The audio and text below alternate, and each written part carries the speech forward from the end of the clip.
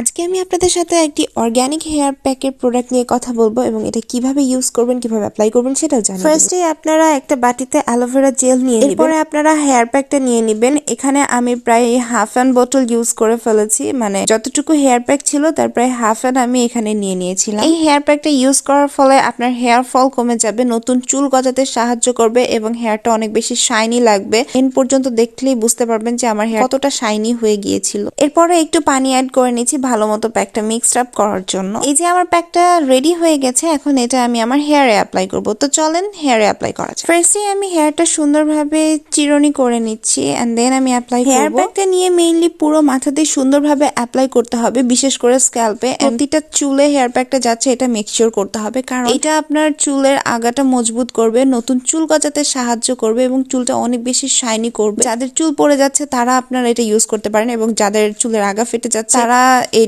Hair প্যাকটা use করতে পারেন। আগা ফাটা অনেক তাড়াতাড়ি কমে যাবে। হেয়ার প্যাকটা অ্যাপ্লাই করার পরে অবশ্যই আপনারা একটু ম্যাসাজ করবেন, কারণ ম্যাসাজের ফলে ব্লাড সার্কুলেশন ভালো হয় এবং চুলের গ্রোথও অনেক বেশি ভালো হয়। হেয়ার প্যাকটা অ্যাপ্লাই করা শেষ এবং আমি পেছন দিক থেকে এটা খোপা করে নিয়েছি। আর এখন এটা হচ্ছে 4 থেকে 5 মিনিট মতো শুকাতে দিতে হবে। এই যে আমার হেয়ার প্যাকটা এখন শুকিয়ে গিয়েছে, সো এখন এটা ক্লিন করে তারপরে আমি আবার আসতেছি। তো এটা হচ্ছে ফাইনাল লুক। সি আমার হেয়ারটা কত বেশি স্মুথ এন্ড ঝরঝরা এন্ড শাইনি লাগছে দেখতে, এন্ড অনেক বেশি সিল্কি ছিল। এই প্রোডাক্টটি আপনারা পেয়ে যাবেন শামাস্তাস বিউটি জোন নামক পেজে, এবং অবশ্যই আমি তাদের পেজটা মেনশন করে দিব। এবং হেয়ার প্যাক সম্পর্কে যদি আপনাদের আরো অনেক কিছু ডিটেলস জানা থাকে আপনারা পেজে নক করে জেনে নিতে পারেন।